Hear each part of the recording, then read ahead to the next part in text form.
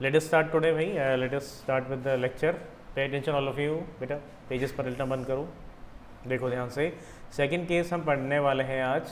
उससे पहले second case पढ़ने से पहले कल का अगर हमें थोड़ा सा याद होगा, तुमने देखा होगा कुछ लेक्चर में, वीडियो में, तो तुम्हें पता होगा कि कल हमने क्या बात की थी. नहीं भी देखा होगा तो आज जाके देख लेना, तुम्हारी भलाई के लिए है ना. Just wait for. We saw that when the ray of light, when the ray of light, light की रे ने एंटर्ड फ्रॉम कहाँ से, rarer to denser medium. Short में लिख दिया मैंने ये, रेयरर टू डेंसर मीडियम. तो हमने देखा था कि ये ऐसा होने से क्या होता है, जो एटा 2 होता है वो एटा 1 से बड़ा होता है, और जो एंगल ऑफ इंसिडेंस होता है इसके चलते वो किससे बड़ा हो जाता है, एंगल ऑफ रिफ्रैक्शन से बड़ा होता है. देखा था ना. इसका ये मतलब हुआ, इसका ये निष्कर्ष हुआ यहाँ पर कि अगर मैं ये बोलना चाहूँ तो मैं क्लियरली लिख सकता हूँ कि the ray of light bends, the ray of light bends towards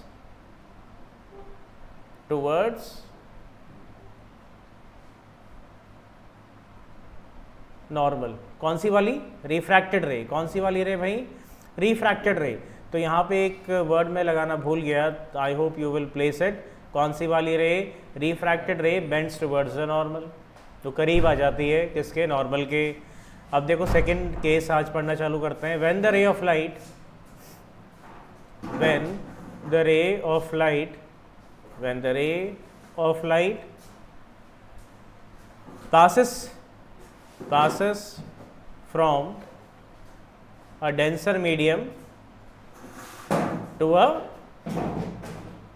passes from a denser medium to a rarer medium. उल्टा हो गया पुराने वाले केस का. अब क्या होगा, हमारी हेल्प के लिए कौन सा लॉ है, स्नेल्स लॉ है. तो स्नेल्स लॉ क्या कहता है, sine I over sine R equal to eta 2 upon एटा 1. अब ये 2 1 आई आर कहाँ पे है, तो ऐसा बनेगा diagram. This is the surface, sorry the boundary of the 2 media, separating the 2 media. ठीक, तो लाइट की रे आती है, लाइट की रे इंसिडेंट होती है. अब ये डेंसर है, मान लो ऊपर वाला मीडियम डेंसर है, ठीक है, ऑप्टिकली डेंसर मीडियम से आ रही है. तो मान लिया हमने ऊपर वाला क्या है.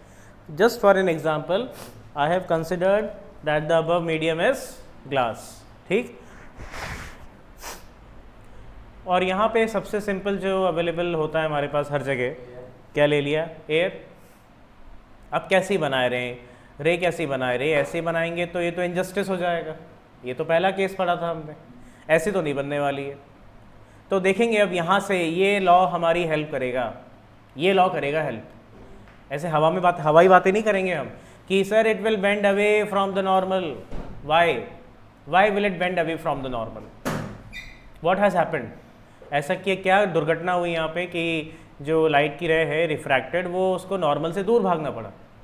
तो उस दुर्घटना को पढ़ने के लिए या उस घटना को पढ़ने के लिए हमें सबसे पहले ये पता होना चाहिए कि ग्लास को मैं मान रहा हूँ मीडियम 1, ठीक है, और एयर को मैं मान रहा हूँ मीडियम 2. ये होगा हमारा कौन सा एंगल, एंगल ऑफ इंसिडेंस. अभी हमें नहीं पता रे किस तरफ बेंड करेगी, तो क्यों ना हम इस एंगल को क्या बोल देते हैं, एंगल ऑफ रिफ्रैक्शन बोल देते हैं. अभी हमें नहीं पता ना क्या होने वाला है यहाँ पर. ठीक, तो अब देखो यहाँ पे ये है डेंसर मीडियम, लिख भी देता हूँ मैं यहाँ पर, ये डेंसर है, this is denser, this is optically rare. अब कोई मुझे बताएगा कि एटा 2 और ईटा 1 में बड़ा कौन सा होगा. Just raise your hand. Eta 2 और एटा 1 में बड़ा कौन सा होगा, एटा 1 होगा, because it is denser. Denser है इसलिए एटा 1 बड़ा होगा, यानी इस केस में डिनोमिनेटर बड़ा हो गया. तो यहाँ पर एज वी नो दैट, देखो ध्यान से, as we know that eta 1 is greater than एटा 2। इसका क्या मतलब हुआ? इसका ये मतलब हुआ एटा 1 क्या होगा यहाँ पर? कल देखो हमने क्या लिखा था, जस्ट चेक दिस आउट। ये स्टेटमेंट तुम्हें समझ में आता है कि नहीं आता? ये तो हमने जस्ट कॉपी मारा है जो कल पढ़ा था। I have just copied it from yesterday's lecture. Diagram कैसे बनाएं? ऊपर डेंसर रखें या नीचे रेयरर रखें, कि नीचे रेयरर ऊपर रेयरर रखें या नीचे डेंसर रखें, मत उलझो उस चीज़ में। सिंपल सा बेसिक सा चीज़ समझो। डेंसर मीडियम से लाइट कहाँ ट्रैवल करना चाहती है? डेंसर से कहाँ जाना चाहती है बेटा? रेयरर में जाना चाहती है। तो ऊपर तुम्हें कौन सा लेना पड़ेगा? रे ऑफ लाइट कहाँ से कहाँ ट्रैवल कर रही है? डेंसर से। देखो अंग्रेजी समझो ना, कहाँ से कहाँ? फ्रॉम डेंसर से रेयरर। तो डेंसर मतलब ग्लास फॉर एग्जाम्पल, और रेयरर मतलब एयर फॉर एग्जाम्पल। ये समझो तुम इससे देखो लैंग्वेज से तुम भाप लो हो क्या रहा है। डेंसर वाला जो डायग्राम है ना, मतलब ये जो प्लेस है वो डेंसर मीडियम के लिए है, ऊपर वाली बाउंड्री से ऊपर वाली। तो डेंसर मीडियम से लाइट की रे ट्रैवल कहाँ कर रही है? बोलो, रेयरर में कर रही है। इस चीज़ को क्लियर रखो, उल्टा सीधा मत कर देना, सब गड़बड़ हो जाएगा। तो तुम कैसे रिमेंबर करोगी कि ऊपर क्या बनाना है नीचे क्या बनाना है? अरे सीधी सी बात है, फ्रॉम, तो फ्रॉम वाली चीज़ ऊपर लिखी जाती है। जैसे हम सब्ट्रैक्शन के लिए बोलते हैं ना कि भाई सब्ट्रैक्ट 2 फ्रॉम 5, तो 5 फ्रॉम के बाद जो होता है उसे आगे लिखते हैं, होता है कि नहीं होता है? फ्रॉम के बाद जो वैल्यू होती है उसे आगे लिखते हैं और फिर पीछे क्या लिखते हैं? भाई इसका मतलब ये थोड़ी ना होगा, गलत है ना ये तो। 2 को किस में से करना है? 2 को किस में से सब्ट्रैक्ट करना है? 5 में से। तो तुम 2 - 5 लिखोगी या 5 - 2 लिखोगी? 5 - 2 लिखोगी। ये समझ में आती है बात? तो मैं आगे बढ़ूँ, बताओ जल्दी से, बोलो। आ गई? अब देखो आगे। अब यहाँ पे ज़रा मुझे बताना, speak any one of you by raising your hand. Eta 2 upon एटा 1, ये जो फ्रैक्शन है, ये वाला फ्रैक्शन एटा 2 अपॉन एटा 1, इसकी वैल्यू 1 से छोटी होगी, बड़ी होगी, बराबर होगी, क्या होगी? दिया हुआ है तुम्हें यहाँ पे कंडीशन, ये कंडीशन है तुम्हारे पास। अब एटा 2 और एटा 1 अपॉन एटा 1 क्या होगा? 1 से छोटा होगा ना भाई। सोचो, डिनोमिनेटर बड़ा है न्यूमरेटर से। For example 3/5, for example 4/9, for example 100/1 lakh. ये जो भी फ्रैक्शंस लिखे हैं यहाँ पर, ये कौन से हैं? प्रॉपर। और प्रॉपर फ्रैक्शन हमेशा 1 से छोटा होता है। 6th क्लास का कॉन्सेप्ट है बेटा, ये 6 में पढ़ता है बच्चा। तो यहाँ पे ये समझना है हमेशा, ठीक। अब इस चीज़ का उपयोग मैं यहाँ करने वाला हूँ इक्वेशन नंबर 1 में, बाय 1 and 2। देखते जाओ मैं क्या लिख रहा हूँ भाई, बाय 1 and 2। वहाँ लिखा हुआ था sine I upon sine R. इसकी वैल्यू क्या थी? एटा 2 अपॉन एटा 1। इसकी वैल्यू क्या थी? एटा 2 अपॉन एटा 1। लेकिन एटा 2 अपॉन एटा 1 तो किससे छोटा आया? 1 से छोटा आया। इसका ये मतलब हुआ कि ये भी किससे छोटा होगा? 1 से छोटा होगा। फिर ये उधर दौड़ के चला जाएगा, तो साइन आई छोटा हो जाएगा किससे? साइन आर से।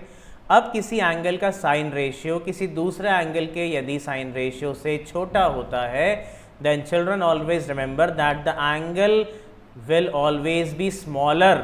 एंगल भी क्या होगा? स्मॉलर होगा। फर्स्ट क्वाड्रेंट की बात हो रही है यहाँ पे। हर क्वाड्रेंट में ये रिलेशनशिप फिट नहीं होती है, लेकिन अभी हम कहाँ से कहाँ पढ़ रहे हैं? We are only studying from 0 to 90 degree. कौन सा वाला क्वाड्रेंट? बस ये वाला क्वाड्रेंट, ठीक।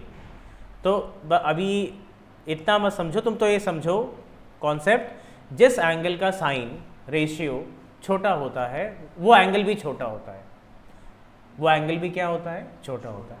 तो इसके हिसाब से, इस कॉन्सेप्ट के हिसाब से आई किससे छोटा आया? आर से। या आर किससे बड़ा आया? आई से। तो मुझे इस रे को करेक्ट करना पड़ेगा। यहाँ पे ड्राइंग मुझे मिटा के सही करनी पड़ेगी जो मैंने बनाई थी। और ड्राइंग बनाई थी उसको सही कैसे करेंगे? किधर ले जाएंगे भाई?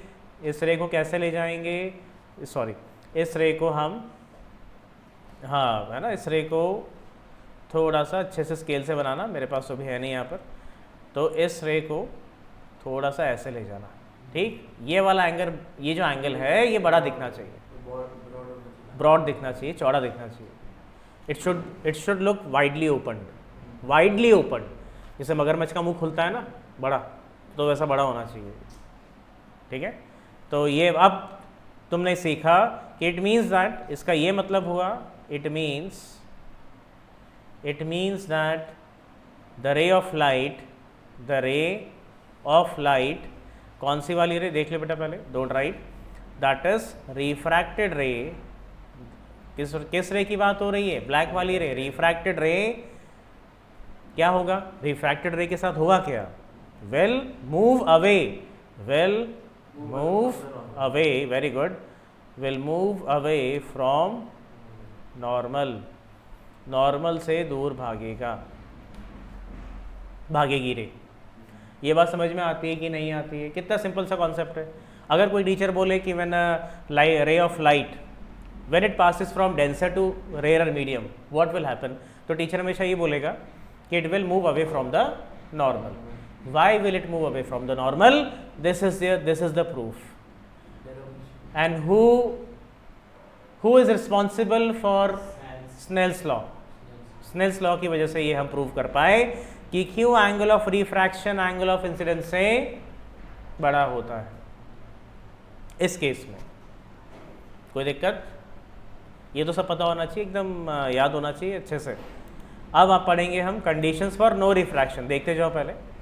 We will study about conditions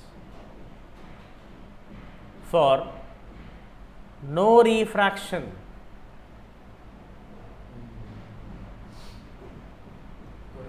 refraction, अब तुम बोलोगे कि सर रिफ्रैक्शन नहीं हो रहा मतलब लाइट तो पास नहीं हो रही, लाइट तो जैसा कल उसने बोला था लाइट रिफ्लेक्ट हो जाएगी।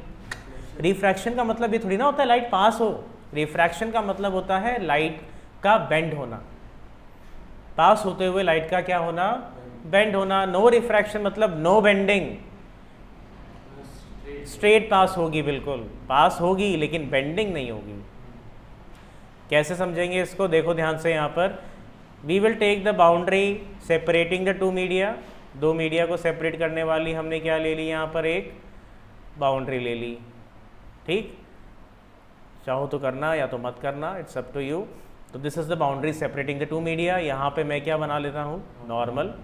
मतलब यहाँ पर इस पॉइंट पर मुझे क्या लेना है, पॉइंट ऑफ इंसिडेंस, जहाँ पे इंसिडेंट रे क्या करेगी, आकर गिरेगी। Incident ray will fall on this point, ठीक। तो ये है normal, this is normal, this is boundary separating the two media. मान लेते हैं एक लाइट की रे आती है, देखो क्या होने वाला है यहाँ पे, थोड़ा इंटरेस्टिंग सा है। लाइट की रे बिल्कुल नॉर्मल के अलोंग आती है, देखो मैं क्या कर रहा हूँ, लाइट की रे आ रही है बिल्कुल नॉर्मल के अलोंग आ रही है, कोइंसिडेंट लाइन हो रही है, कोइंसिडेंट मतलब ओवरलैपिंग लाइन हो रही है। तो इन दिस केस ध्यान से सुनना यहाँ पे, इन दिस कंडीशन, पहली कंडीशन है हमारी, in this condition the incident ray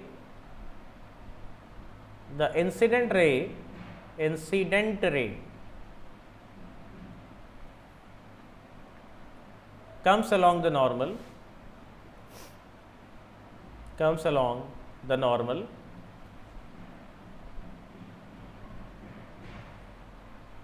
thereby, अच्छा नॉर्मल के अलोंग आ गई, thereby causing, not making, thereby causing the angle of incidence to become, सही लिखा क्या मैंने ये? एंगल कब बनता है, एंगल कब बनेगा, सोच के बताओ एंगल कब बनेगा।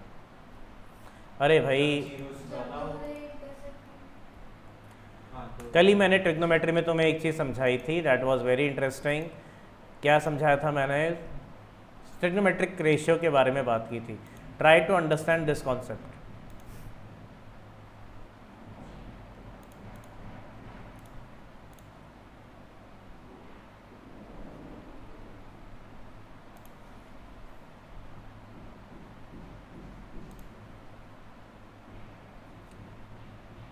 Do you see this black hypotenuse moving upward?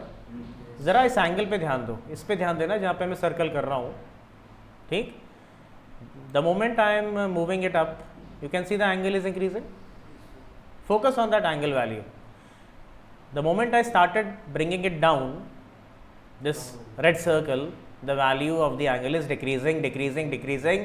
When the black line over superimposes with the blue arrow, the angle became 0. Angle क्या हो जाता है यहाँ पर? यहाँ पे देखो ये एंगल धीरे धीरे क्या हो जाएगा? 0 अप्रोच कर लेगा, इट विल बिकम 0, है ना? 0 भी पहुँच जाएगा ये, ठीक है? 0 आया था तो मैं होल्ड नहीं कर पा रहा हूँ उस वैल्यू पर, तो 0 हो जाता है। दो लाइंस अगर एक दूसरे पे सुपर इम्पोज करती हैं तो उनके बीच का एंगल क्या हो जाता है? क्या हो जाता है? 0 हो जाता है। बात आई समझ में? तो अब देखो यहाँ पे भी यही समझना है कि the angle between incident ray and normal और इंसिडेंट रे के बीच का एंगल क्या हो गया भाई? कितना डिग्री हो गया? नाउ बाय स्नेल्स लॉ, सुनना ध्यान से क्या लिख रहा हूँ मैं। Now by Snell's law, problem क्यों आ रही है हमें? प्रॉब्लम यहाँ पे किस बात की आ रही है? हमें पता लगाना है कि रिफ्रैक्टेड रे कैसी होगी, वो ऐसे भागेगी या वैसे भागेगी, या कैसे जाएगी या वैसे जाएगी, हमें ये पता लगाना है। उसके लिए हम क्या पढ़ रहे हैं? स्नेल्स लॉ पढ़ रहे हैं, ठीक? तो हमें रिफ्रैक्टेड रे का रास्ता निकालना है भी, कैसे जाएगी। We have to find how will it move. तो उसके लिए स्नेल्स लॉ हमारे रेस्क्यू के लिए आ गया यहाँ पर। तो क्या लिखेंगे? Sine I upon sine R equal to, क्या लिखते हैं? एटा 2 अपॉन एटा 1 होता है। 1/2 मत कर देना, सब गड़बड़ हो जाएगा। अभी 2/1 भी क्यों आया था? कल मैंने पूरी डेरिवेशन करवाई थी। 2/1 क्यों होता है ये करवाया था, ये देखना जाकर, ठीक? अब क्या करेंगे यहाँ पे? इंसिडेंस का एंगल तो पता है ना तुम्हें? You know the angle of incidence, पता है कि नहीं पता है? पता है। तुम्हें क्या पता लगाना है? अगर आर की वैल्यू पता पड़ जाएगी तभी तो हम पता लगा पाएंगे ना ये कितना डेविएट होगी कि डेविएट होगी नहीं। ऐसे सीधे निकल जाएगी, बिल्कुल ऊपर से नीचे सीधे निकल जाएगी, ठीक? तो हमें क्या पता लगाना है यहाँ पे? What do we have to find बेटा? रिफ्रैक्शन का एंगल हमें पता करना है। तो क्यों ना मैं दोनों फ्रैक्शंस का क्या कर देता हूँ देवेश, यहाँ पर रेसिप्रोकल कर देता हूँ। क्यों ना मैं दोनों एंगल से क्या कर देता हूँ? रेसिप्रोकल। तो क्या लिखेंगे? Sine R upon sine I equal to eta 1। कैसे लिखा है ये? By reciprocating on both the sides, by reciprocating on both sides. Did you understand this or not? We are interested to find a angle of refraction. Can I take this denominator here? यहाँ divide हो रहा है ये, उधर जाके क्या करेगा? Multiply करेगा। तो एटा 1 upon eta 2 into sine I, but we know that eta 1 upon eta 2 into angle आई की वैल्यू कितनी है? आई की वैल्यू कितनी है? तो साइन 0 भी क्या होता है? 0 होता है। साइन 0 भी क्या होता है? 0, क्योंकि परपेंडिकुलर खत्म हो जाता है वहाँ पर। क्यों बोला सर ने कि साइन 0 0 होता है? क्यों? क्योंकि साइन की वैल्यू तब तक ही रहेगी जब तक परपेंडिकुलर होगा, अगर ये थीटा है तो। जैसे ही ये वाली रे इस वाली रे पर आकर बैठ जाएगी तो परपेंडिकुलर तो डिसअपीयर हो जाएगा, गायब हो जाएगा। तो perpendicular upon hypotenuse, 0 upon hypotenuse will give you 0। तो 0, साइन 0 इज 0, 0 से मल्टीप्लाई करेंगे तो एटा 1 upon eta 2 it will B finally 0। तो तुमने क्या देखा? साइन आर की वैल्यू 0 आई। अब कौन से एंगल पर साइन वाला ट्रिग्नोमेट्रिक रेशियो 0 होता है? तो वो 0 डिग्री का एंगल होता है। ट्रिग्नोमेट्री में तुम सीखोगे कि वो कौन सा वाला एंगल होता है, 0 degree. What does it mean कि जो देखना यहाँ पे मेरा कर्सर किधर है, ट्राई टू अंडरस्टैंड दिस, कि जो रिफ्रैक्टेड रे है वो बिना किसी डेविएशन के इसी रास्ते निकल गई। हाँ बिल्कुल, नॉर्मल के अलोंग आई थी, नॉर्मल के अलोंग ही चली गई। It showed no deviation. क्या नहीं शो किया उसने, डेविएशन शो नहीं किया, बेंड नहीं हुई। तो ये तो पढ़ रहे हैं ना हम, सीधे की सीधे निकल गई। क्यों निकली ये प्रूफ तुम्हें पता होना चाहिए, you should know this proof. ठीक, अब फाइनल एक कंडीशन पढ़ते हैं, उसके बाद तुम एक साथ कॉपी करना बैठकर। नेक्स्ट कंडीशन, पहली कंडीशन मैंने स्टार एक्सट्रैक्ट्स बना के बताई थी, है ना। पहली कंडीशन ये थी तुम्हारी, first, this will be second condition. When the refractive indices, when the refractive indices of the two media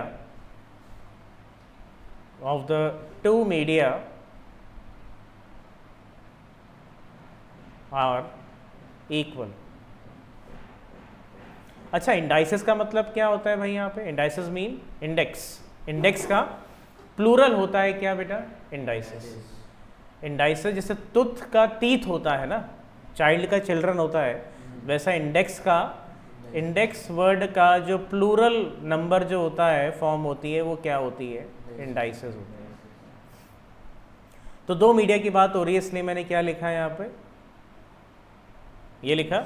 boundary तो बनानी पड़ेगी हमें, वर्चुअल एक बाउंड्री। तुम बोलोगे कि सर मीडिया तो सेम है तो बाउंड्री क्यों बना रहे हैं, तो मानने के लिए बना रहे हैं कि भाई लाइट जो है वो एयर से एयर में जा रही है, हवा में ही है, तो ये नॉर्मल होगी, यही होगी ना नॉर्मल।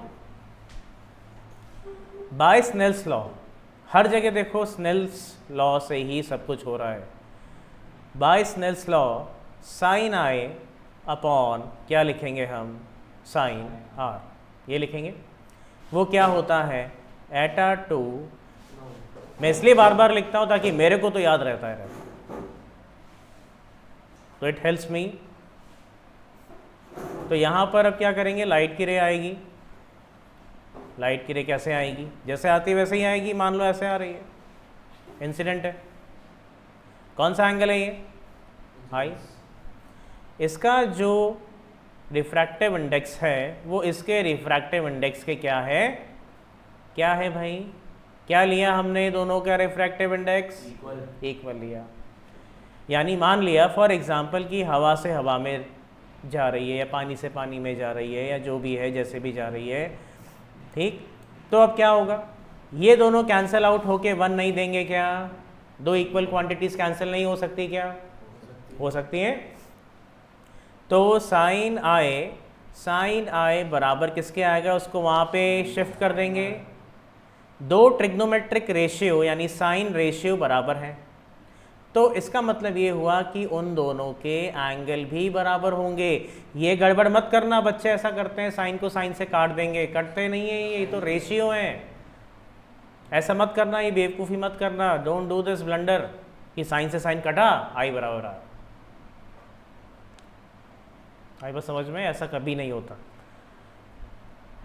तो when the two angles are equal, sorry, when the trigonometric sine ratio of the two angles are equal, thus the angles are also equal। तो इसका क्या मतलब होगा, जितना ये एंगल ऑफ इंसिडेंस था उतना ही क्या होगा, एंगल ऑफ रिफ्रैक्शन होगा, और लाइट की रे बिल्कुल ऑब्लिकली टेढ़ी निकल जाएगी, ये मतलब हुआ इसका। तो यहाँ पे भी हो रही है क्या बेंडिंग, बेंडिंग हो रही है क्या, बेंडिंग होती तो एंगल ऑफ आई इंसिडेंस का एंगल और रिफ्रैक्शन का एंगल क्या होता, डिफरेंस होता, डिफरेंस होता, या तो डिफरेंस नहीं हो रहा। तो these are the two cases highly important, ये लगातार 2 साल से आ रहा है ये, इस पे न्यूमेरिकल करवाऊंगा मैं, ठीक। तुम देखोगे कि कैसे ये होता है न्यूमेरिकल, बिल्कुल ये सारी चीज़ें आती हैं जो मैंने पढ़ाई हैं, ये ऐसे ही क्वेश्चन आते हैं, कॉन्सेप्चुअल बेस सारी चीज़ें होती जा रही हैं। तो you have to be smart because the board is getting smarter, ठीक है। तो तुम्हें भी स्मार्ट होना पड़ेगा बेटा, कॉपी करो जल्दी से। तो हाँ बस अब इस पे आ जाओ बेटा, रिलेटिव रिफ्रैक्टिव इंडेक्स पे। Let us come on to this topic, very important, very very important, vital है टॉपिक है सर्वाइवल के लिए बोर्ड में। इस चैप्टर के लिए। तो देखो ये क्या कहना चाहता है, इससे पहले एक कॉन्सेप्ट था जो हमारे दिमाग में शोर मचा रहा था, और वो कौन सा था? Absolute refractive index. क्या था वो ऑब्सोल्यूट रिफ्रैक्टिव इंडेक्स? अभी तक जितने भी तुमने पढ़े, एटा एयर पढ़ा, कितना होता है? ये होता है। एटा ग्लास पढ़ा 1.5, एटा वाटर पढ़ा 1.34। ये कौन से टाइप के रिफ्रैक्टिव इंडाइसेस थे? ये ऑब्सोल्यूट थे, मतलब एयर से एयर में, ग्लास से पूरी तरह के ग्लास में, या फिर वाटर से वाटर में। आई बात समझ में? मतलब सिर्फ वाटर की बात हो रही है, सिर्फ ग्लास की बात हो रही है, या सिर्फ हम कहते हैं किसकी बात हो रही है? एयर की बात हो रही है। We are talking only about one medium. हम केवल एक ही मीडियम की बात कर रहे थे यहाँ पर, हम केवल एक ही मीडियम की बात कर रहे थे। बात आ रही है समझ में कि नहीं आ रही है? तो अब देखना, ज़रा गौर करना कि अब किसकी बात हो रही होगी। वैसे मैं तुम्हें एक बता दूं, ये जो ऑब्सोल्यूट, हाँ क्लास टू एयर नहीं पढ़ा अभी हमने ऑब्सोल्यूट पढ़े हैं। कहाँ पढ़ा क्लास टू एयर? देखो ये तो लाइट की रेज आ रही है ग्लास से एयर में, लेकिन ग्लास का रिफ्रैक्टिव इंडेक्स एयर के रिस्पेक्ट में, या ग्लास का रिफ्रैक्टिव इंडेक्स वाटर के रिस्पेक्ट में निकालना सिखाया है क्या मैंने तुम्हें? अभी नहीं। अभी हम केवल और केवल किसकी बात कर रहे थे? अभी हम केवल और केवल किसकी बात कर रहे थे भाई? एयर की बात हो रही थी, ग्लास की बात हो रही थी, और वाटर की बात हो रही थी। लेकिन मैं तुम्हें एक चीज़ बोलना चाहता हूँ, ध्यान से सुनना। यहाँ पे कुछ नहीं था, लेकिन एक वैल्यू थी यहाँ पे इनविजिबल, और वो क्या थी? वैक्यूम। यहाँ पे एक वैल्यू थी और वो क्या थी? वैक्यूम। यहाँ पे एक वैल्यू थी और वो क्या थी? वैक्यूम। ऊपर तभी तो तुम रेशियो में ऊपर क्या लिखते हो? स्पीड ऑफ द लाइट इन, कहाँ पर?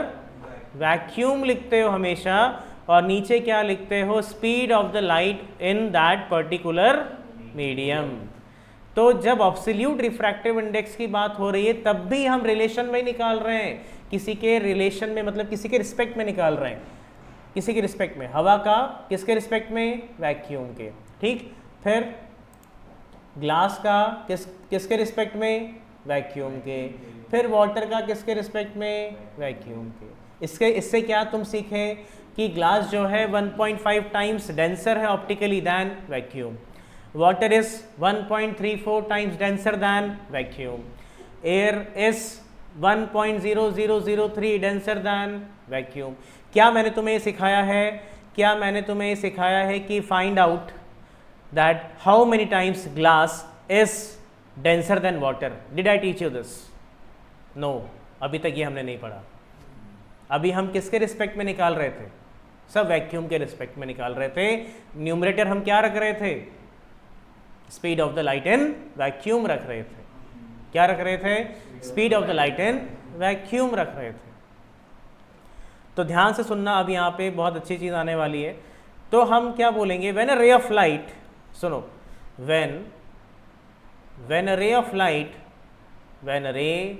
light passes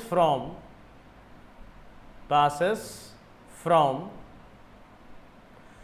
medium 1 to medium 2, medium number 1 to, देख लो बेटा यहाँ पे ध्यान से, medium number 2, बहुत इंपॉर्टेंट है ये कॉन्सेप्ट इसका।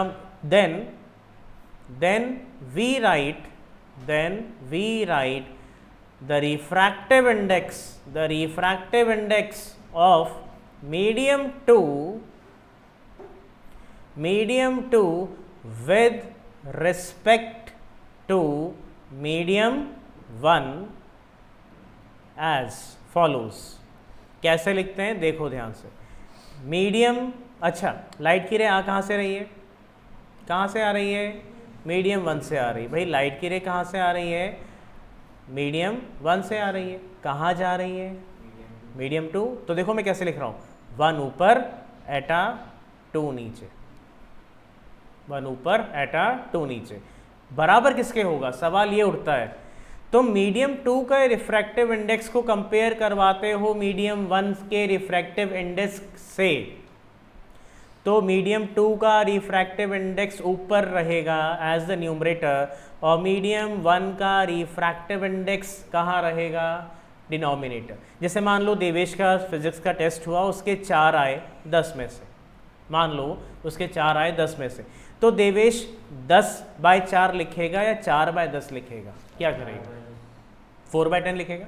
क्या मतलब होता है 4/10 का, that he got, he is comparing his marks, that is numerator, he is comparing the numerator with the denominator.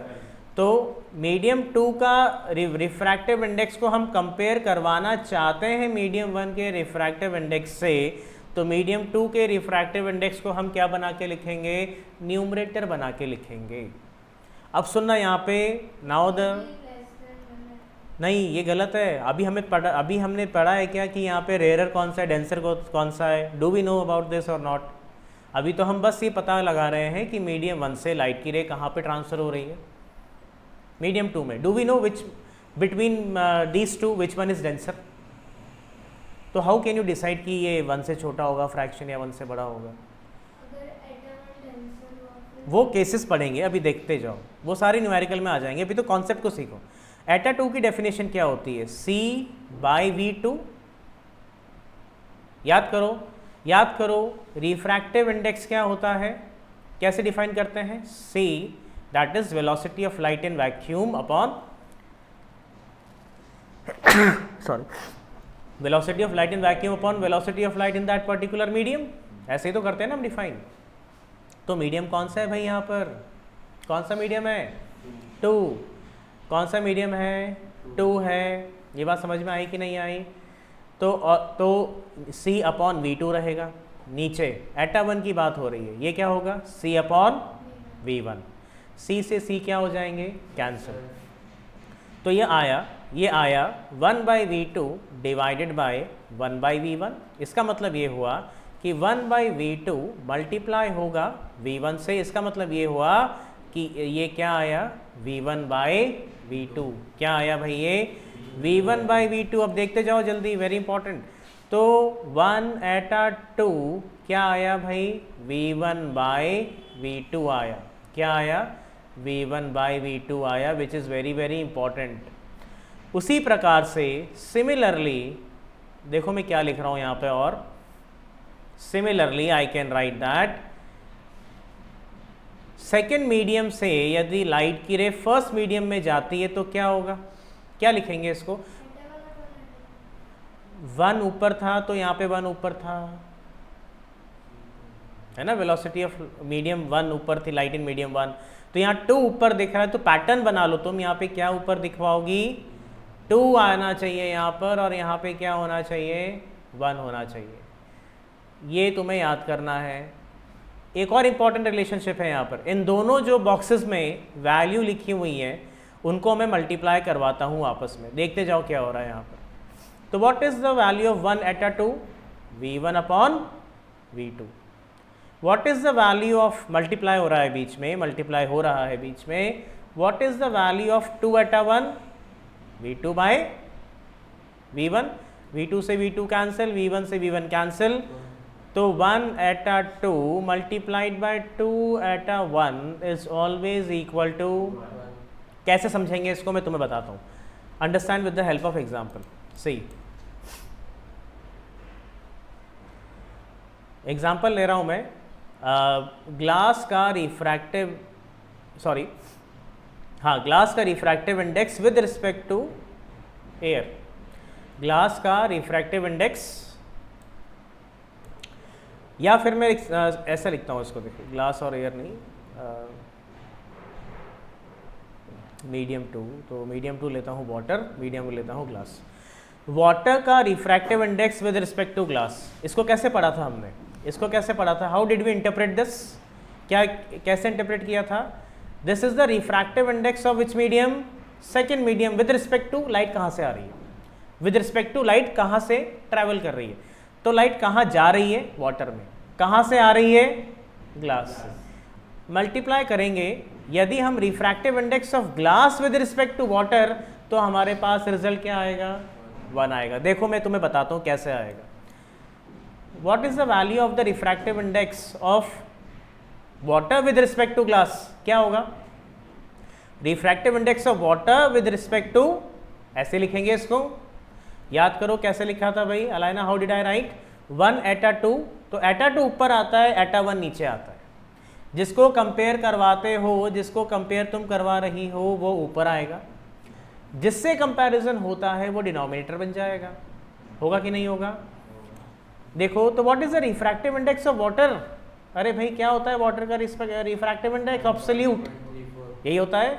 What is the refractive index of glass? पता ही नहीं है।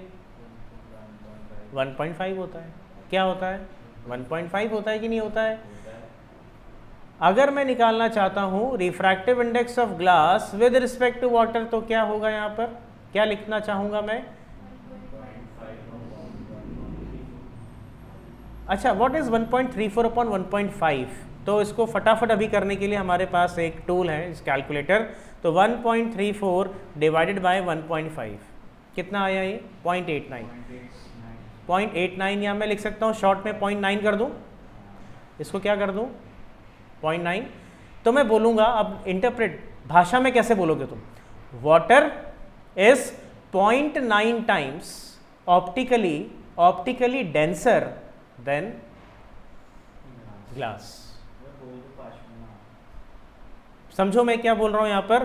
वाटर जो है, देखो क्या लिखेंगे इसको, नीचे मैं लिखता हूँ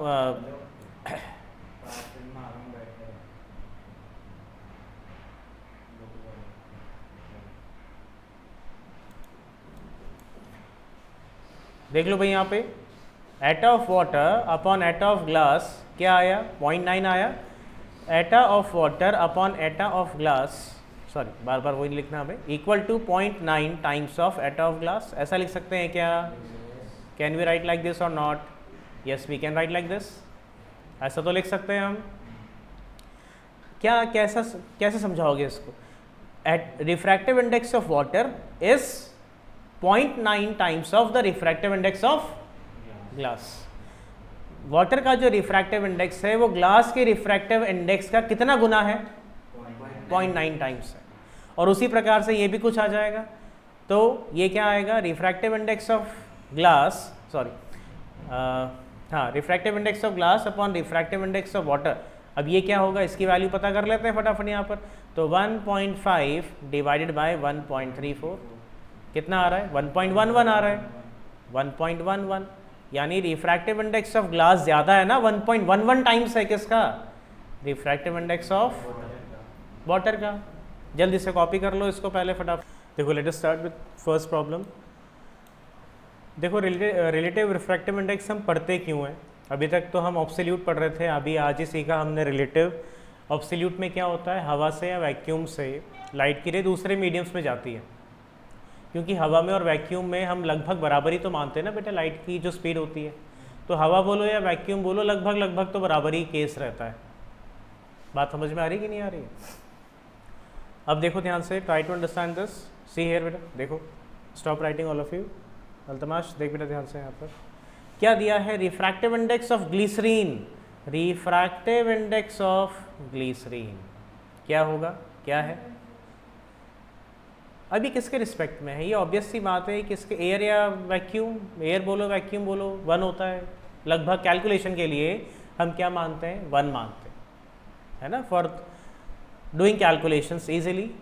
ठीक, तो अभी भी हम एक तरह से ग्लास का बोल तो रहे हैं, लेकिन किसके रिस्पेक्ट में बोल रहे हैं? किसके रिस्पेक्ट में कह रहे हैं हम? एयर के रिस्पेक्ट में कह रहे हैं।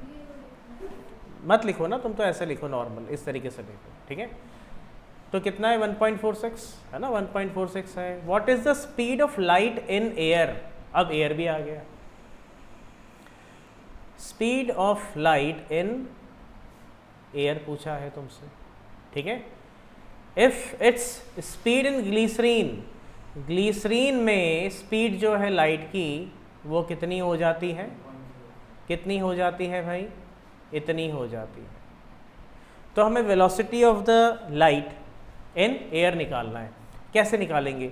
कुछ है क्या हमारे पास जो एटा को 2 लाइट की वेलोसिटीज़ को दो डिफरेंट मीडिया में रिलेट करता हुआ कुछ पढ़ा था क्या ऊपर? देखो ज़रा, मैं जूम आउट करता हूँ थोड़ा सा, यहाँ पे गौर करना, यहाँ पर इस पे फोकस करो। एटा को दो मीडिया की वेलोसिटी से बांधने वाली कोई रिलेशनशिप पढ़ी है क्या हमने यहाँ पर? बिल्कुल पढ़ी है, बिल्कुल पढ़ी है हमने यहाँ पर। आई बात समझ में? तो उसी का उपयोग करेंगे। इसीलिए अब हम यहाँ पे कंपल्सरीली क्या लिखना पसंद करेंगे? क्या लिखेंगे अब यहाँ पर? ए लिखेंगे, एयर लिखेंगे। क्यों लिखेंगे? अब क्यों? क्योंकि तुम्हें दूसरे मीडियम क्या है यहाँ पर, किसके रिस्पेक्ट में बात हो रही है भाई? ग्लास और एयर, दो मीडिया है ना यहाँ पर। ये बात समझ में आ रही है कि नहीं आ रही है? तो देखो यहाँ पे refractive index of glass with respect to air. देखा मैंने कैसे लिखा? Did you see how did I write? Refractive index of glass with respect to air. With respect to मतलब एयर के रिस्पेक्ट में क्या होता है? क्या लिखेंगे? Refractive index of glass upon refractive index of, भाई जिसके रिस्पेक्ट में बात की जाती है उसे क्या बनाया जाता है? डिनोमिनेटर। उसे क्या बनाया जाता है? What should it be made? Denominator. Now you understand that it will be equal to C upon Vg upon C upon Va। C से C क्या हो जाएगा? कैंसिल हो जाएगा। तो यहाँ पे what will I get? Velocity of the light in air upon velocity of light in glass. What is the value of this? इसकी इस क्वांटिटी की वैल्यू क्या है? क्या है? कहीं दिख रही है तुम्हें लिखी हुई? मुझे तो दिख रही है, तुम्हें दिख रही है क्या? न्यूमेरिकल में इसकी वैल्यू जो मैंने हाईलाइट किया है कंटेंट, इसकी वैल्यू तुम्हें दिख रही है क्या? देखो ज़रा, अरे भाई देखो ना यहाँ पर, देखो तो सही, देखो तो सही, कितनी लिखी है? 1.46। तो क्या लिखेंगे हम यहाँ पर? ये किसके बराबर आ गया? 1.46 आ गया।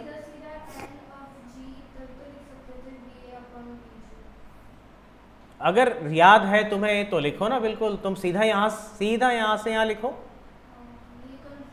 कंफ्यूजन क्यों? ये तो डिराइव करके मैंने तुम्हें बताया। I went one extra mile for this, वरना मैं भी सीधा ये लिख पाता, V1 अपॉन V2। मैं भी तो ये लिख पाता। हमने ऊपर भी तो ये लिखा था, 1 एटा 2 क्या लिखा था हमने? V2 अपॉन V1 लिखा था। ये तो लिखा था ना भाई, V2 ऊपर आ जाता है, होता है कि नहीं होता है? तो अब यहाँ पे क्या लिखेंगे? What shall I write here? बोलो, क्या निकालना है हमें? What do we have to find? Velocity of the light in air हमें पता करनी है।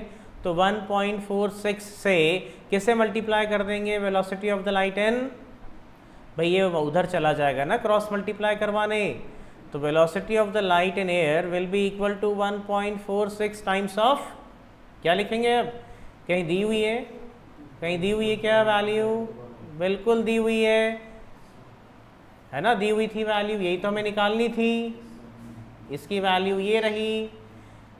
अब हमारे पास सहायता के लिए ये टूल है, हथियार है यहाँ पर। तो क्या करेंगे?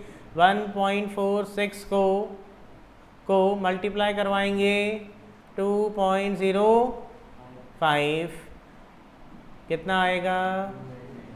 यही तो होती है, कल हमने ये तो पढ़ी थी, लाइट की रफ्तार 2997948 जो भी फिगर था वो 7 नंबर वाला, 9 नंबर वाला, राइट। अभी हाँ जो वैल्यू आ रही है ना बेटा कैलकुलेशन में वही लिखनी है। और लाइट की रफ्तार यही होती है, हम तो वो रफली लिखते हैं, वो रफली 3 कर देते हैं उसको हम।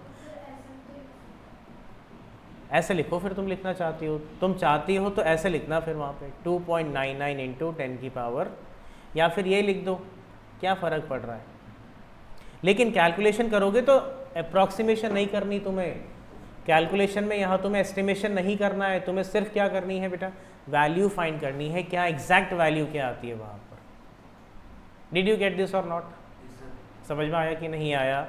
बोलो जल्दी से, फिर मैं आगे बढ़ूँ बेटा, बोलो बढ़ूँ आगे। अब आगे देखते जाओ। और answer number 2, see this carefully,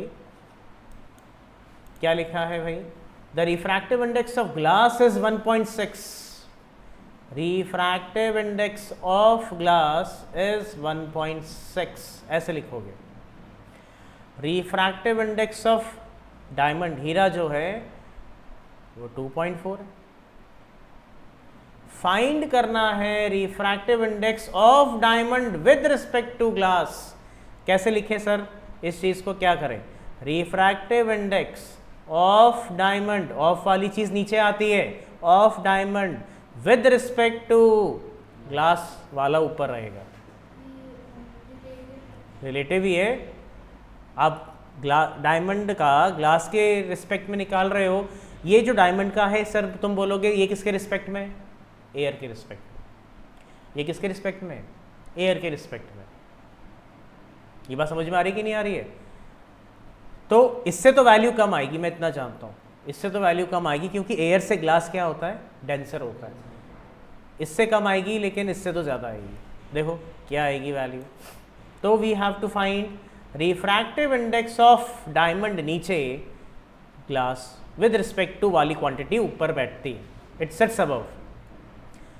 हाँ तो भाई v तो है ही नहीं हमारे पास। डू यू सी क्वेश्चन में वेलोसिटीज दी हुई है क्या? नहीं। तो अब यहाँ पे क्या यूज़ करेंगे? एटा of the diamond upon eta of the glass. Of वाला ऊपर न्यूमरेटर में बैठेगा, ये विद रिस्पेक्ट टू जिसके रिस्पेक्ट में आप निकाल रहे हो वो कहाँ पे रिसाइड करेगा? डिनोमिनेटर में करेगा। तो what is the refractive index of diamond children? 2.4. What is the refractive index of glass? 4 4s are, decimal से डेसिमल कैंसिल हो गए, 4 कितना? अच्छा 6 आर, 8 से काट देते हैं हम, 8 2s आर 16 और 8 3s आर 24 हो जाता। तो क्या हो जाता? 3/2। तो क्या आता ये? इसका क्या मतलब हुआ कि एटा of diamond upon eta of glass कितना आया? 1.5 आया। हुआ कि नहीं हुआ? एटा ऑफ ग्लास डिनोमिनेटर से कहाँ चला जाएगा? न्यूमरेटर में जाके मल्टीप्लाई हो जाएगा। तो it will be written like 1.5 times of eta refractive index of glass.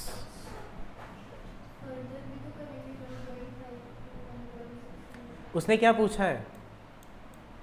उसने क्या पूछा है? कैलकुलेट द रिफ्रैक्टिव इंडेक्स निकालना है बस, डायमंड का विद रिस्पेक्ट टू ग्लास। यही तो निकाल रहे थे हम डायमंड का। देखो ध्यान से, क्या बेटा? नहीं बस ये आ गया ना तुम्हारा, refractive index of diamond is 1.5 times of refractive index of glass. इसको इंटरप्रेट कैसे करेंगे?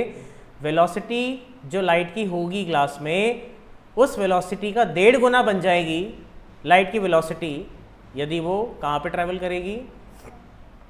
सॉरी 1.5 टाइम्स कम हो जाएगी यदि वो कहाँ ट्रैवल करेगी? डायमंड में करेगी, क्योंकि डायमंड का रिफ्रैक्टिव इंडेक्स 1.5 गुना है ना किसके? किसके? ग्लास के रिफ्रैक्टिव इंडेक्स के। तो तुमने निकाल तो लिया, यही तो तुम निकाल रही थी, ग्लास के रिस्पेक्ट में डायमंड का रिफ्रैक्टिव इंडेक्स। और वो कितना आया भाई Alaina? What did you get? What did you get this as? 1.5। जल्दी से कॉपी कर लो बेटा इन दोनों क्वेश्चंस को फटाफट, आंसर्स को। फिर मैं नीचे स्क्रॉल करके और यहीं पे कर देता हूँ। रिफ्रैक्टिव इंडेक्स ऑफ डायमंड तुम्हें दिया है 2.47, दिख रहा है तुम्हें यहाँ पर। रिफ्रैक्टिव इंडेक्स ऑफ ग्लास तुम्हें दिया है 1.51। तो तुम जानते ही हो, तुमने क्या सीखा इन दोनों वैल्यूज से? देखते तुम्हें पता पड़ जाना चाहिए कि who is optically, which medium is optically denser then which other medium? Diamond. इसकी ज़्यादा आ रही है ना वैल्यू, डेंसर है ये। तो तुम जानते हो डेंसर मीडियम में लाइट की रफ्तार कम हो जाती है क्योंकि उसके पार्टिकल्स ज़्यादा इंटरैक्ट करते हैं लाइट के पार्टिकल्स फोटोन से, तो लाइट की रफ्तार क्या हो जाती है? कम हो जाएगी। ठीक, तो यानी हमने देखा डायमंड में लाइट की रफ्तार कम है, ग्लास में लाइट की रफ्तार ज़्यादा है। तो पूछा भी यही है कि कितना ज़्यादा है, कितनी ज़्यादा है लाइट की रफ्तार किसमें? ग्लास में। किससे? डायमंड से। वी निकालना, वी नहीं निकालना, वेरी गुड। वी कहीं पिक्चर में आएगा लेकिन वी निकालना नहीं है। तुम देखते जाओ करना क्या है। देखो आंसर नंबर 3 रिफ्रैक्टिव इंडेक्स। देखो बेटा पहले कॉपी बाद में करना। रिफ्रैक्टिव इंडेक्स ऑफ डायमंड कितना दिया हुआ है 2.47, पिछली बार न्यूमेरिकल में 2.4 दिया था, इसमें दिया है 2.47। रिफ्रैक्टिव इंडेक्स ऑफ ग्लास कितना दिया है 1.5 नहीं 1.51 दिया है, पूरा एक्यूरेट दिया है वैल्यू, है ना, जो बिल्कुल प्रिसाइज वैल्यू होती हैं वही दी हुई है तुम्हें, सही जो होती है बिल्कुल, वो तो हम कट शॉर्ट करने के लिए 1.5 बोल देते हैं, ठीक है। तो ये ज़्यादा प्रिसाइज है, सटीक जैसे बोलते हैं ना हिंदी में, सटीक है बिल्कुल ये। तो हमें क्या पता करना है कि भाई कुल मिला के हमें ये रेशियो लेके आना है, velocity of light in glass upon velocity of light in diamond, ये रेशियो, तभी तो हम कंपेयर कर पाएंगे भाई कौन सी मीडियम में लाइट ज़्यादा ट्रैवल कर रही है, तो हमारे पास कोई रेशियो तो होना ही चाहिए।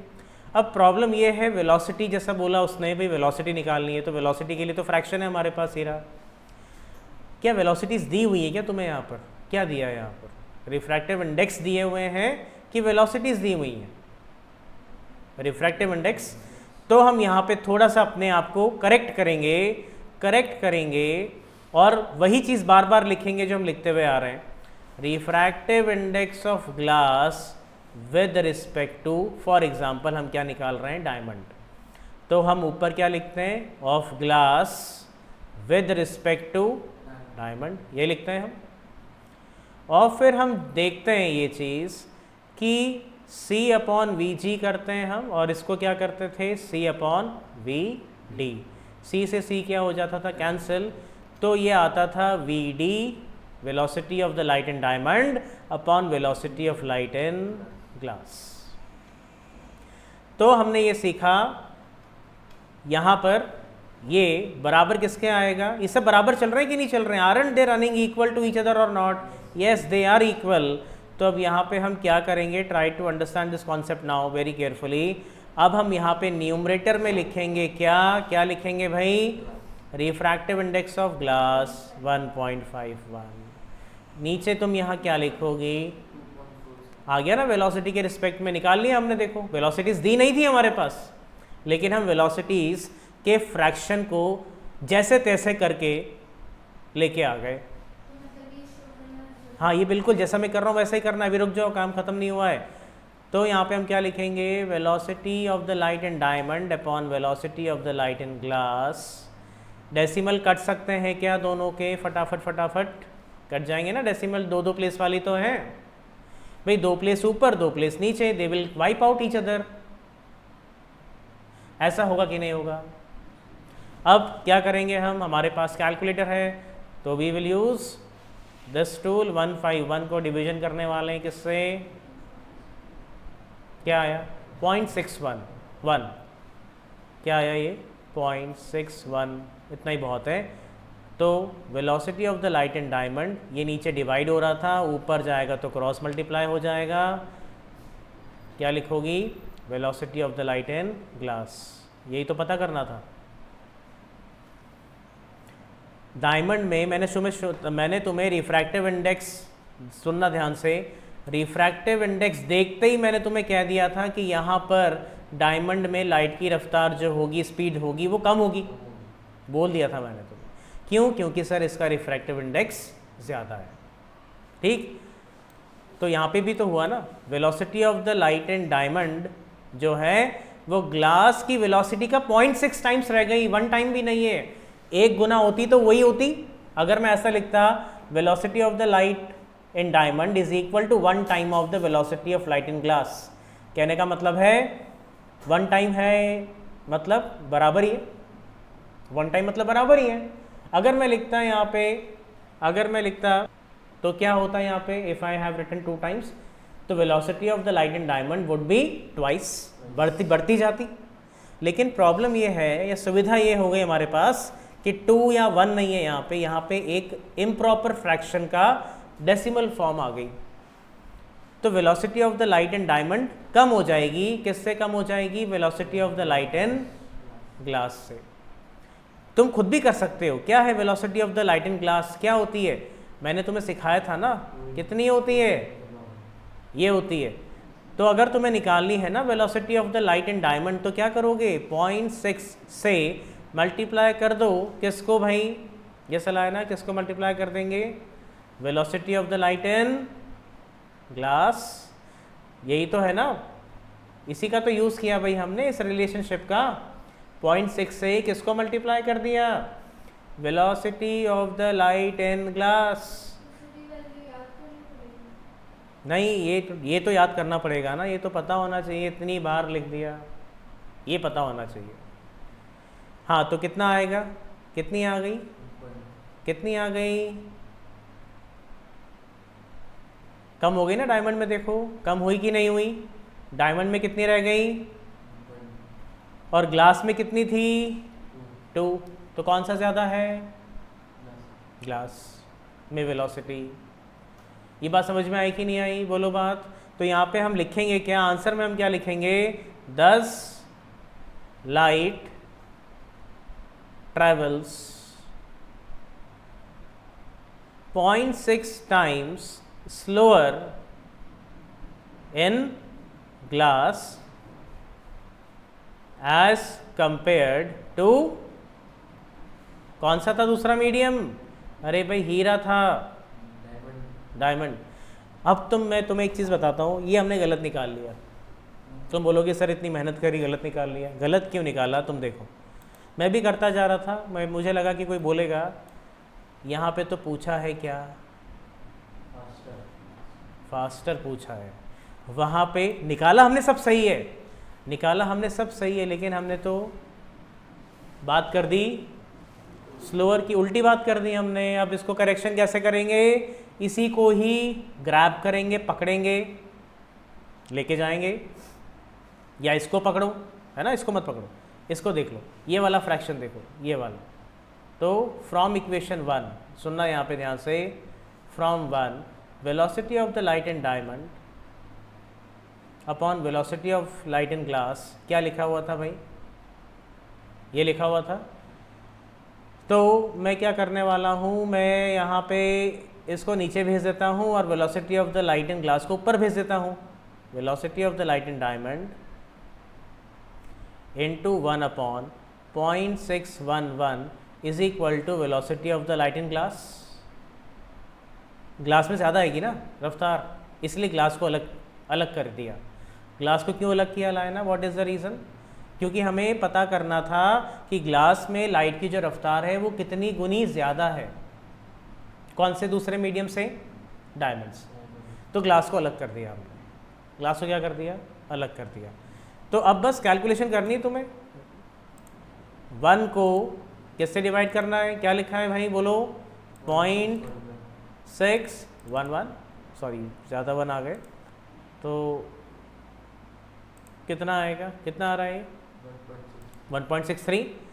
तो velocity of the light in diamond का 1.63 टाइम्स होगी velocity of the light in glass. अब देखो सेंस बन रहा है क्या, क्वेश्चन में पूछा था ग्लास में कितना गुना तेज चलती है light as compare to diamond. तो मैं देखो यहाँ पे देखते जाओ, ग्लास में कितना गुना तेज चलती है लाइट, कितना गुना तेज चलती है बोलो, 1.63 टाइम्स तेज चलती है as compare to its velocity in diamond. ये तुम्हें पता करना था यार। 10 light travels 1.63 times faster in glass भाई एज कंपेयर टू कौन सा मीडियम, डायमंड। कितना सिंपल सा क्वेश्चन था ये, कोई नई चीज़ इसमें यूज़ हो रही है क्या। तुम एक चीज़ नोटिस करो, अभी लिखना मत, टाइम बहुत है हमारे पास। हर जगह तो मैं इस चीज़ का यूज़ कर रहा हूँ ना, ये यहाँ पे भी वही किया, ठीक, नीचे चलते हैं, ऊपर चलते हैं, इधर भी तो वही किया, वही हो रहा है सब कुछ। कोई नई चीज़ तुम्हें दिख रही है क्या अप्लाई होती हुई, तो कॉन्सेप्ट तुम्हें याद करने पड़ेंगे, जल्दी से कॉपी कर लो बेटा इसको फटाफट, देख लो उसको पहले। हाँ भाई बताओ, it's now the time to ask, raise your hand. With respect to air, air ऊपर रहेगा, with respect to air refractive index of नीचे रहता है ना, केरोसिन इस, यही पढ़ रहे हैं, यही तो पढ़ते हुए आए हम। सुनो ध्यान से, अभी सारी बातें जो हो रही है ना रिफ्रैक्टिव इंडेक्स की, देख लो पहले, लिखना मत बेटा, लिखोगे तो कुछ समझ में नहीं आएगा, देख लो ये सब जा भी तो रहा है, वैसे पहुंच जाएगा ये तुम्हारे पास। तो एयर के रिस्पेक्ट में केरोसिन का रिफ्रैक्टिव इंडेक्स है 1.44, एयर के ही रिस्पेक्ट में लिखा है ना एंड, यानी एयर के ही रिस्पेक्ट में हीरे का, हीरा है उसका रिफ्रैक्टिव इंडेक्स है, एयर के ही रिस्पेक्ट में हीरे का रिफ्रैक्टिव इंडेक्स है 2.42। अब हमें यहाँ पे क्या फाइंड करना है, calculate the refractive index of diamond, diamond भाई नीचे रहना चाहिए, calculate the refractive index of diamond, ऊपर के आएगा। अब बाय द फॉर्मूला, ये सलाह है ना, बाय द फॉर्मूला जिसका निकालना होता है उसको न्यूमरेटर बनाते हैं, जिसके रिस्पेक्ट में बात होती है जहाँ से लाइट की रे ट्रैवल करती है वो नीचे आता है as the denominator. Very good, 1.44 upon 2.42, decimal से डेसिमल कट जाएगा और हमारे पास ये टूल अवेलेबल है जिससे हम टाइम बचा सकते हैं हमारा, डिवाइडेड बाय 2.42, 0.59, तो कितना आ गया ये। अब इंटरप्रेट कैसे करेंगे इसको, अगर मैं तुमसे पूछूं, मान लो क्वेश्चन में तुमसे ये पूछता, हाउ मच फास्टर और slower light travel in one medium with respect to the other medium. हाँ 2.42 ही तो लिया है, सॉरी ये मैंने क्या कर दिया, देखो हाँ गड़बड़ हो सकती है ना, अच्छा वो उसने याद दिला दिया। तो यहाँ पे किसी ने बोला था 1.44, तो मैंने भी नहीं देखा। हाँ, डायमंड का रिफ्रैक्टिव इंडेक्स 242 अपॉन 144, डेसिमल को हटा दिया मैंने, तो अब देखो इसका उल्टा हो जाएगा, 242 divided by 144, it will be equal to. अब अगर मैं पूछना चाहता हूं कि केरोसिन में लाइट कितनी गुना तेज चलती है डायमंड से, तो तुम इसकी जगह पे क्या लिख सकते हो, velocity of the light in kerosene upon velocity of the light इन, इससे यही आएगा ना, क्योंकि जब एटा के फाइंड करेंगे तो एटा के से वी के आएगा, वी के ऊपर दौड़ के चला जाएगा, वी के will move numerator in the numerator. तो ये कितना लिखा है उस तरफ, यानी velocity of the light in kerosene is 1.6 times the velocity of the light in diamond. तो तुम दूसरी भाषा में क्या लिख सकती हो कि केरोसिन इज 1.6 टाइम रेयरर है किससे, डायमंड से। डायमंड जो है वो डेंसर है किससे, केरोसिन से, तभी तो वहाँ पे लाइट की रफ्तार डायमंड में क्या हो जाती है, कम। और डायमंड में जो लाइट की रफ्तार होती है, डायमंड में जो लाइट की रफ्तार होती है उस रफ्तार का 1.6 गुना कहाँ पर रफ्तार होती है लाइट की, केरोसिन में होती है। सिंपल, कॉपी कर लो, ख़त्म करो इसको बेटा।